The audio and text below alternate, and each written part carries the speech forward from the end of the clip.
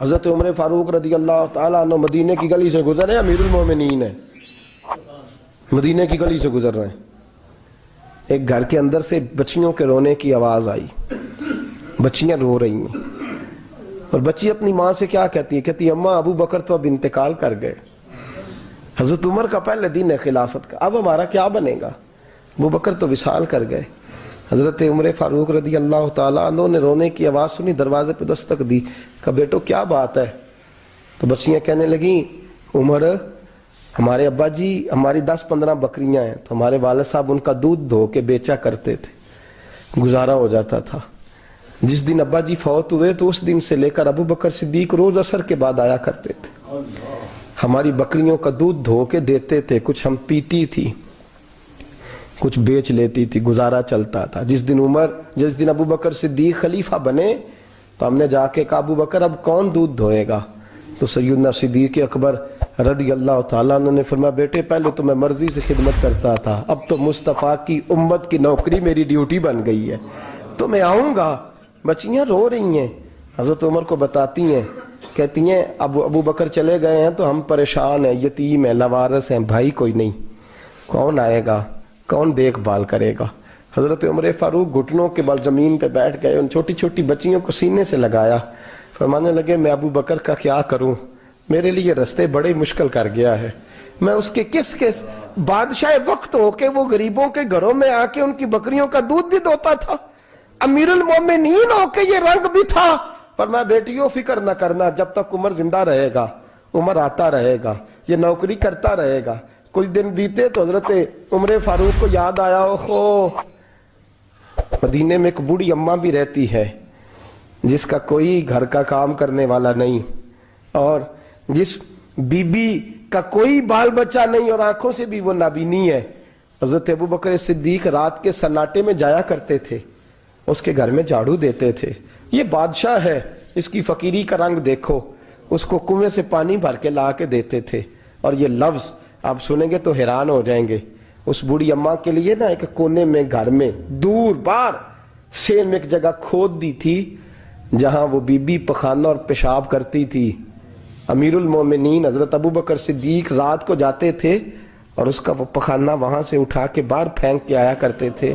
اس عورت نے پیغام بھیجا کہ عمر سے کہو میری بھی ڈیوٹیاں تو نہیں سر انجام دینی ہیں۔ عمر فاروق ساری رات کام کرتے، سناٹا گہرا ہوتا تو جھاڑو دبایا ہے بغل میں، اور عمر فاروق نکلے ہوئے اس بی بی کے گھر میں جھاڑو دیا جا رہا ہے۔ حضرت انس بن مالک فرماتے ہیں میں نے آخری عمر میں بھی اس بوڑھے عمر کو دیکھا ہے، اس بڑھاپے میں بھی میں نے اس شخص کو دیکھا ہے کہ جب وجود کمزور ہو گیا، داڑھی سفید ہو گئی، لیکن پھر بھی اس کا انداز نہیں بدلا، اس نے ساری زندگی بادشاہی میں فقیری کر کے گزار دی، یہ پھر بھی کسی کے گھر میں جھاڑو دیتا ہے، کسی کی بکریوں کا دودھ دھوتا ہے، یہ کسی غریب میرے دوست یہ۔ اور جب سیدنا فاروق اعظم رضی اللہ تعالیٰ عنہ خطبہ دینے بیٹھتے ہیں تو کپڑے پھٹے ہیں، پیبند لگے ہیں، مزاج سادہ ہے، بڑا مال آیا ہے، بڑا مال، لیکن تقسیم کر دیا، اور یہی انداز آگے اپنے گورنروں کو دیا۔ حضرت سعید بن عامر رضی اللہ تعالیٰ عنہ آپ کے گورنر ہیں، حمص کے گورنر ہیں۔ جب لسٹ آئی نا غریبوں کی، حضرت عمر نے کہا کہ حمص کے جتنے غریب لوگ ہیں ان کی لسٹ بنا کے بھیجو، ان کو چندہ لگانا ہے۔ تو 17ویں 18ویں نمبر پر حضرت سعید بن عامر کا نام بھی آ گیا، گورنر صاحب کا۔ تو حضرت عمر نے سوچا شاید کوئی اور سعید بن عامر ہے، فرمانے لگے یہ کون ہے؟ جس کی ڈیوٹی لگائی تھی اس سے کہنے لگے یہ سعید کون ہے؟ تو کہا حضرت جی ہمارے صوبے کا گورنر۔ تو فرمایا اس کی لسٹ فقیروں میں؟ فرمانے لگے پتہ نہیں آپ نے کیا رنگ بھر کے بھیجا ہے، مہینہ مہینہ یہ شخص درختوں کے پتے کھا کے گزارا کر دیتا ہے۔ یہ میں فرشتوں کی کہانیاں نہیں سنا رہا آپ کو، میں آپ کو جنات کی یا عالم بالا کی باتیں نہیں، اس دھرتی پہ بسنے والے، اس دھرتی پہ وقت گزارنے والے میرے رسول پاک کے تیار کردہ ہیرو کی باتیں عرض کر رہا ہوں۔ حضرت عمر گئے ایک دفعہ، کہا مجھے بتاؤ تمہارا گورنر کیسا ہے؟ تو حمص کے لوگ کہنے لگے ہمیں اپنے گورنر سے 4 شکایتیں۔ کون کون سی؟ کہ پہلی بات تو یہ ہے کہ گورنر صاحب کو چاہیے فجر کے وقت آئیں، یہ سورج نکل آتا ہے تو باہر آتے ہیں گھر سے، سورج نکل آتا ہے تو آپ کہہ کے تو دیکھیں کسی معمولی سرکاری ملازم سے بھی، फिर आप देखिए आपका क्या बनता है। कहा ये सूरज निकलते वक्त आते हैं। दूसरी शिकायत यह है कि दिन को मिलते हैं, रात को नहीं मिलते। तीसरी शिकायत यह है कि महीने में एक दिन मिलते ही नहीं, गवर्नर साहब। चौथी शिकायत है कि रोते हैं, कभी कभी इतना रोते हैं कि बेहोश हो जाते हैं। हजरत फारूक आदम ने खड़ा कर लिया, फरमाया सईद तेरी शिकायत आई हैं का हुजूर हुक्म। फरमाया सुना है, पहले तू फजर के वक्त आ जाता था लोगों के मसाइल सुनने, अब तू सूरज निकलते वक्त आता है। का हुजूर बीवी बीमार हो गई है और घर में नौकर तो है कोई नहीं, तो मैं सवेरे उठता हूं तो पहले नाश्ता बनाता हूं, बच्चों को खिलाता हूं। उस औरत ने 35 साल मेरे साथ वफा की है, अब चारपाई पे है तो मैं उसके मुंह में लुकमे डालता हूं। कहा उसे खाना खिला के जब वो दुआ देती है तो फिर निकलता हूं। तो कहा सुना है तू हफ्ते में एक दिन मिलता ही नहीं, महीने में। कहने लगे हजरत जी जब मदीने से आया था तो एक कुर्ता और एक तामद साथ लाया था, मुझे आज 2.5 साल हो गए हैं, मैं नया लिबास नहीं खरीद पाया। मैंने अर्ज की मैं इस धरती पे बसने वाले लोगों की दास्तान सुना रहा हूं। कहा मैं अपनी तामद धोकर खुश्क होने को डाल देता हूं, उसे आधा दिन लग जाता है, खुश्क होती है तो तामद पहन के कमीज धो लेता हूं और फिर कमीज डाल देता हूं। हजरत जी सारा दिन बीत जाता है तो बाहर नहीं आ पाता। हजरत उमर फारूक की गर्दन झुक गई। का सुना है तू रात को मिलता ही नहीं। ये लफ्ज कहे तो हजरत सईद बिन आमर कहने लगे ये मेरा राज था, आप मेरे अमीर ना होते तो कभी फाश ना करता। दिन मैंने बंदों के लिए रखा है, रात अपने रब के लिए रखी हुई है। मैं रात की तन्हाइयों में अपने करीम की बारगाह में जाता हूँ और मैं सारे दिन के गुनाहों की माफ़ी मांगता हूँ। मैं अपनी गलतियों की तलाफी का सवाल करता हूँ, उसके हुजूर जाता हूँ, उसे दुखड़े सुनाता हूँ। रात मेरी उसके लिए बीत जाती है। हजरत उमर की और गर्दन झुक गई। फरमाया ये बता कि तू मिलता ही नहीं, कभी कभी तो रोता है और बेहोश हो जाता है। हजरत जी 40 साल की उम्र में कलमा पड़ा है, जब 40 साल के पिछले गुनाह याद आते हैं तो कब फिर मैं जब्त नहीं कर पाता। वो खताएं, वो पाप, वो जुर्म, वो खताएं जब सोचता हूं ना कि रब खड़ा करके पूछेगा बता ये जुर्म क्यों किया, तो वो एहसास मुझे परेशान कर देता है। हजरत जी मैं फिर बर्दाश्त नहीं कर पाता, फिर मैं तड़प उठता हूं, मेरी ये कोताहियां हैं, बताइए क्या कहते हैं। हजरत फारूक आजम ने गर्दन उठाई तो आंखों में आंसू थे। कहने लगे या अल्लाह मुझे इस जैसे कुछ और गवर्नर भी अता फरमा, या अल्लाह इस जैसे कुछ और गवर्नर भी। अजीजो अपना हाल क्या है। मुल्क शाम जब फतह हुआ तो हजरत साद बिन अबी वकास रदी अल्लाह ताला अन्हु कहते हैं कि कुछ लोग मुझे कहने लगे कि हम आपसे मामला तय नहीं करेंगे, हम जजिया देंगे, टैक्स देंगे, इस्लामी हुकूमत के ज़ेरे असर आएंगे, लेकिन आपसे मामला तय नहीं करेंगे, अपने अमीर को बुलाइए।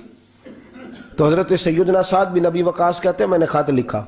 फरमाते खत लिखा हजरत उमर को। मैंने कहा जनाब आइए। जवाब में हजरत उमर ने खत में जवाब लिखा कि फलां दिन फलां तारीख फलां वक़्त में मुल्क के शाम पहुंच जाऊंगा। हजरत सैयदना उमर चले घर से, एक गुलाम, एक घोड़ा, एक नेज़ा। हजरत फारूक आज़म ने कुछ खजूरें, खुश्क खजूरें, कुछ सिरका बांध के रख लिया रस्ते में खाने को। ये बादशाही में फकीरी हो रही है। लाखों मुरब्बा मील का हुक्मरान है, करोड़ों और अरबों रुपए पास पड़े हुए, वो सारी चीजें रख ली और सैयदना उमर फारूक रदी अल्लाह ताला अन्हु चलने लगे। अब गुलाम से कहने लगे भाई मेरा घोड़ा जरा माड़ा है, कमजोर है, तय कर लें इतने मील तू घोड़े पे बैठेगा, मैं पैदल चलूंगा, फिर इतने मील मैं घोड़े पे बैठूंगा, तू पैदल चलेगा।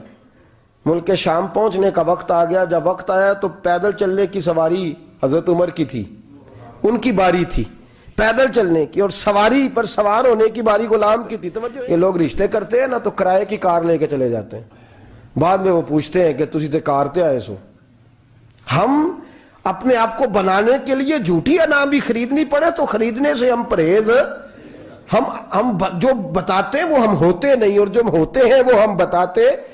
हजरत सैयदना उमर फारूक रदी अल्लाह ताला अन्हु सवारी पे गुलाम है, खुद पैदल है, और हाल क्या है, बारिश हुई थी तो कुछ पानी खड़ा था, छोटे छोटे जोहड़ों में छोटे छोटे तालाब बने हुए थे, पानी खड़ा था। तो हजरत उमर फारूक रदी अल्लाह ताला चमड़े के जूते पहने, वो जूते दोनों उतार के तो बगल में दबा लिए। हजरत साद बिन अबी वकास फरमाते हैं उसी बगल में नेज़ा रख लिया और तामत थोड़ा ऊंचा कर लिया कि पानी से चलना है।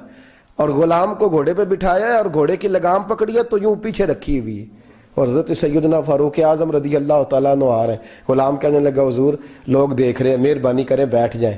فرمانے لگے نہیں، باری تیری ہے، تو ہی بیٹھے گا۔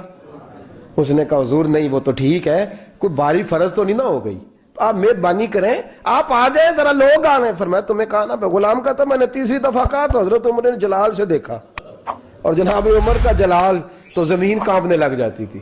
کہتے ہیں کہا حضور آپ آ جائیں، تو کہتے تجھے کہا ہے نا چپ کر کے بیٹھا رہے، کہتے ہیں میں گھوڑے پہ ہی کانپنے لگا۔ غلام اب حضرت سعد بن نبی وقاص کہتے ہیں سورج غروب ہو رہا تھا، شعائیں پانی میں پڑ رہی تھیں، حضرت عمر پانی سے، میں نے غور سے دیکھا تو دوڑا گیا، جا کے نا بچے نہیں مشورہ دیتے ابا جی کو، ابا جی انج نہیں کریدا، دور بدل گیا جے، کہتے میں دوڑا گیا اور جا کر کے حضرت سیدنا عمر فاروق کو کہا حضور مہربانی کریں، ٹھیک ہے آپ کی درویشی سے کون آگاہ نہیں، وزیر کھڑے ہیں، سفیر کھڑے ہیں، بڑے بڑے عمراء، بڑے بڑے ملکوں کے حکمران ہیں، آپ مہربانی کریں یہ تم ذرا نیچا کریں، اور جوتا پہن لے، اگر خراب ہو گیا تو اللہ نیا بھی دے دے گا، اور مہربانی کریں ذرا غلام کو کہیں نیچے آ جائے۔ حضرت عمر کہنے لگے تمہیں کیا تکلیف ہے؟ کہا حضرت جی وہ وزیر مشیر کھڑے ہیں، یہودی ہیں، عیسائی ہیں، نجرانی ہیں، وہ بڑے بڑے مذاہب کے اور بڑے بڑے ملکوں کے ہیں، آپ کا بڑا نام سنا ہے۔ حضرت سیدنا سعد بن نبی وقاص فرماتے ہیں میرے ساتھ اتنا ترش رویہ حضرت عمر کا پہلے کبھی نہیں ہوا، کہتے ہیں ماتھے پہ شکن آیا اور کہنے لگے تجھے تیری مار ہوئے، ان 4 لوگوں کے لیے میں اپنے نبی کا طریقہ چھوڑ دوں، ان 4 دنیا داروں کے لیے نبی پاک کا طریقہ چھوڑ دوں۔ فرمانے لگے سر سے پگڑی اتاری حضرت عمر نے جلال میں، فرمانے لگے میرے سر پہ جو بال ہے نا یہ مجھے کسی دنیا دار نے نہیں دیے، یہ ساری عزتیں مجھے آمنہ کے لال نے عطا فرمائی ہے، اور میں ان محبوب کا طریقہ ان 4 لوگوں کی خاطر چھوڑ دوں۔ فرمایا قرآن کہتا ہے ان اللہ یأمر بالعدل والاحسان، جب میں نے خود عدل کا تقاضا یہ رکھا ہے کہ کبھی وہ بیٹھے گا کبھی میں بیٹھوں گا، باری اس کیا تو میں کیسے بیٹھ جاؤں؟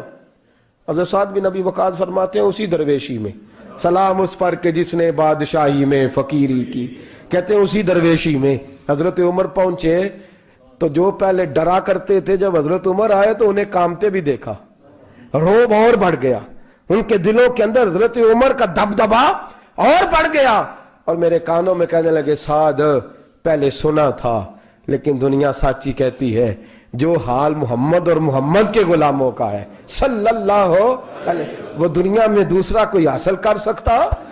آج ہمارے پروٹوکول، ہمارے دبدبے، ہماری انا پرستیاں، ہمارے دعوے، ہمارے طریقے، میرے عزیزوں لوگ ہمیں آ کے مثال دیتے ہیں، کہتے ہیں یورپ کی فلاں گلی میں یہ ہوتا ہے، میں نے کہا وہ گرد راہ کو نہیں پہنچ سکتے، یہ ساری چیزوں تو میرے مصطفیٰ کے غلاموں سے حاصل کیا، لوگ ہم نے چھوڑ دی، غیروں نے اپنا لی۔ خدا را اپنی زندگی میں تبدیلی لائیں، درویشی، سادگی، بے تکلفی، یہ زندگی حسین ہوتی ہے، یہ زندگی سکون والی ہوتی ہے، یہ زندگی اچھی ہوتی ہے، یہ فرحت اور تازگی والی ہوتی ہے۔ اپنے آپ کو ان تکلیفوں اور آلائشوں میں مبتلا نہ کریں، اگر اللہ مال دے، عزت دے، دولت دے، اللہ تعالیٰ نفاست عطا کرے تو پھر اپنے آپ کو سادہ کریں، آزاد کریں، کھلی ہوئی کتاب بنا کے اپنے آپ کو رکھیں۔ مجھے ایک بچہ کہنے لگا حضرت جی جب بھی آتے ہیں آپ کہیں بیٹھے مل جاتے ہیں، ہم کسی کو لا کے کہتے ہیں جناب حضرت جی بڑے مصروف ہیں اور آپ یہاں آگ تاپ رہے ہیں جلا کے، مہربانی فرمائیں۔ میں نے کہا یار 2-4 دن تو بن سور کے بیٹھنا بندے کے لیے آسان ہوتا ہے، سارا دن ملمہ سازی کر کے رکھنا اتنا آسان کام، تو ویسے بھی بندہ جو ہو وہ نظر آئے تو اس کے لیے زیادہ بہتر ہوتا ہے، جو ہو وہ دکھائی دے، وہ زندگی آسان ہو جاتی ہے، بہتر ہو جاتی ہے۔ اور ویسے بھی جو کھلی ہوئی کتاب ہوتی ہے اس میں لوگ مشکوک نہیں ہوتے، جو بندی ہوئی ہوتی ہے نا اس میں لوگوں کو خبر نہیں ہوتی کہ نہ جانے یہ کیا معاملہ ہے۔ میرے عزیزوں اپنے آپ کو بے تکلف بنائیں۔ بے تکلف سے مراد یہ نہیں کہ جیسے بے تکلفی ہم نے ایک غلط چیز کا نام بے تکلفی رکھ دیا ہے کہ جو آدمی بات پہ ٹھٹھا کرے، بات میں مذاق کرے، وہ بے تکلف ہوتا ہے۔ یہ تو بے تکلفی اسلام اس کو پسند ہی نہیں۔ بے تکلفی سے مراد یہ ہے کہ جھوٹی انا نہیں بنائے، جھوٹے معاملات اپنے گرد نہیں اوڑے۔ اپنی اگر اللہ آپ کو بہت زیادہ مال و دولت دیتا ہے تو جتنا وہ مولانا رومی کہتے ہیں جتنا ٹہنی پہ پھل زیادہ لگتا ہے نا اتنی وہ ٹہنی جھک جاتی ہے، جو اکڑی ہوتی ہے سمجھو وہ خالی ہوتی ہے۔ اگر آپ پھلدار ہیں تو پھر آپ کو جھکے، پھر آپ کو با اخلاق ہونا چاہیے، با مروت ہونا چاہیے، پیار والا ہونا چاہیے۔ زندگی میں اس چیز کو ضرور اپنائیے، بڑے لوگ وہی ہوتے ہیں جن کا کردار بڑا ہوتا ہے، بڑے وہی ہوتے ہیں جن کی بات بڑی ہوتی ہے. کوئی باتوں سے اور پروٹوکول سے کبھی بڑا نہیں ہوتا. ہمیشہ مدحت خیر الانام